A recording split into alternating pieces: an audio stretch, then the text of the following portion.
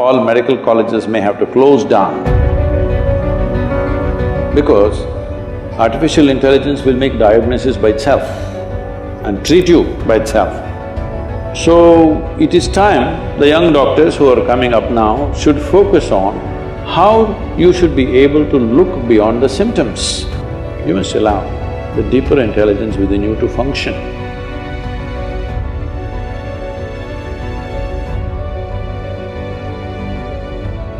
The antibiotic resistance is increasing day by day and Ayurvedic practices are declining day by day. So how do we create a perfect amalgamation between the practices of Ayurveda and Allopathy? Ayurveda and Siddha and naturopathy is growing big time in the West, particularly in Europe, very big. In India, of course, it's dying because they have to approve it for us to take it. Without their approval, we cannot take it.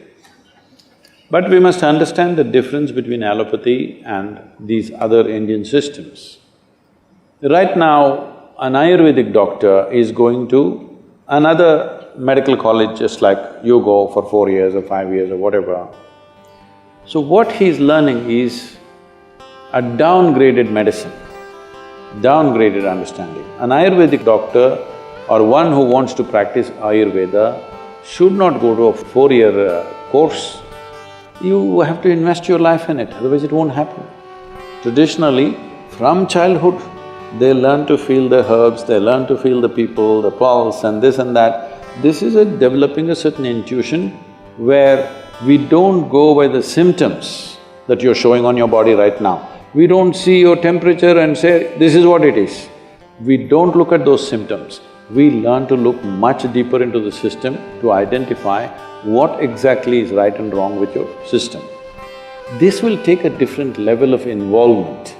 That involvement is missing right now. We're looking at things, if I do this much, I must get this job or I must get this place in the world. With this, these systems may not function very well. You must have heard this, the same medicine one doctor gives in Ayurveda and Siddha, the same medicine, in one person's hands it works very well, in another person's hands it doesn't work well because the person who gives it is as important as the medicine, because it's not working just by its chemical composition. The entire allopathic system is working out of chemical composition. Anyway, there is a danger that in the next 25 years, all medical colleges may have to close down because artificial intelligence will make diagnosis by itself and treat you by itself. Surgeries are all happening now, robotic surgeries are happening. Still human beings are needed because machines need to be upgraded. But in 25 years' time, even today, in United States, I know doctors.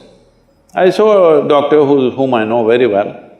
He is carrying an old BlackBerry, the first model that came, which is that thick and a huge capability. Every time any patient, whatever, he just goes there into his BlackBerry. I said, what are you looking in the phone and treating people? He said, no, Sadhguru, all my textbooks are here in this phone. I'm just looking and telling them.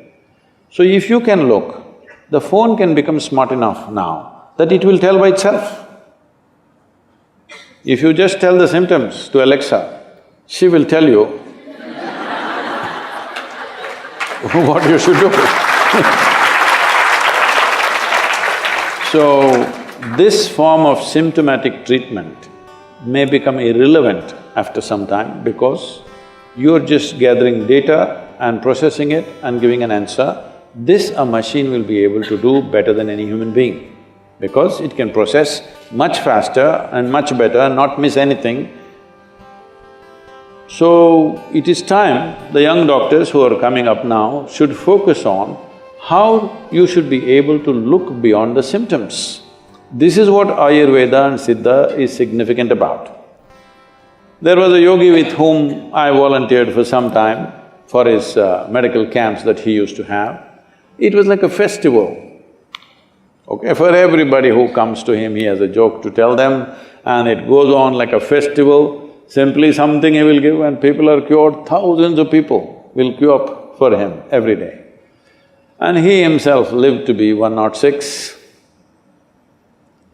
So if somebody lives for 106 years of age, not in a geriatric state, fully active till the last day of his life, he must know something about health, isn't it? Hello? My great-grandmother lived to be 113, 113 years of age. I will tell you, this may sound absurd to you, but you must listen to this, because if you are not open, there'll be no new learning. Well, I saw her only after she's 100, but she was still very active. She was living all by herself in an open field. She built a small temple for herself, not for a god, for herself. She built a temple and she sat in it because she felt she deserves a temple. This is very common in India, especially women, older women, built small temples, they sat there and they served humanity in a different way, in their own way. So when we went there for vacations and all, she would come home. If you give her breakfast, she will take this and put it to the ants, to the squirrel, to the sparrows, everything. Most of the breakfast is gone like this. There are self-appointed advisors who look at this and say, "You old woman, you don't eat anything, you will die." They all died.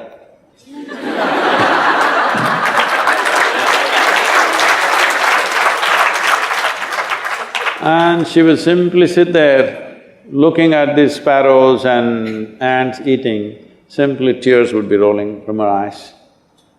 And when somebody said, "You've not eaten?" She said, "I'm full."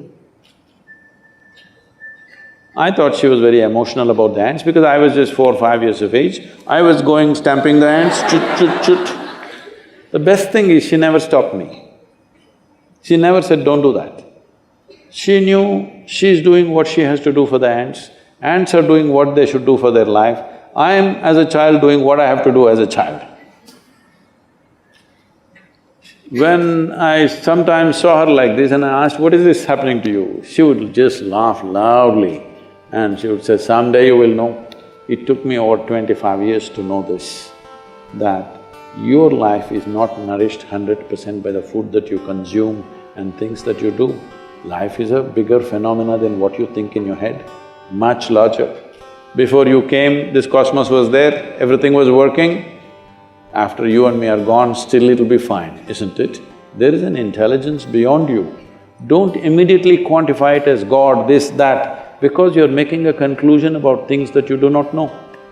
If you stay here, this is very important, if you live here clearly knowing you don't know a damn thing about anything, your intelligence will remain alert to everything. But you make conclusions, reading a book, listening to this and that nonsense, you say, "I know this, I know that, I know that."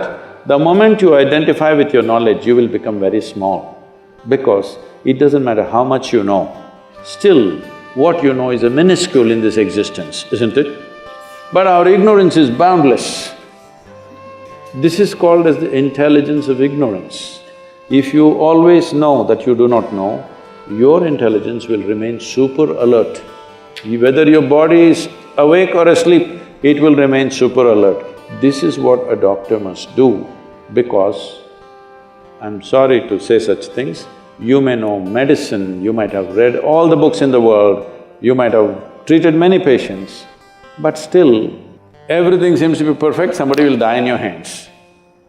Everything looks like he's going to die, he will sit up tomorrow morning. You will see this happening, yes or no? So, there is intelligence beyond you and me, there's an intelligence which makes us happen, there's an intelligence which can make a mango into a human being. If you don't allow that to function within you, if you think everything is in your head, you will become a dumb doctor. You must allow the deeper intelligence within you to function.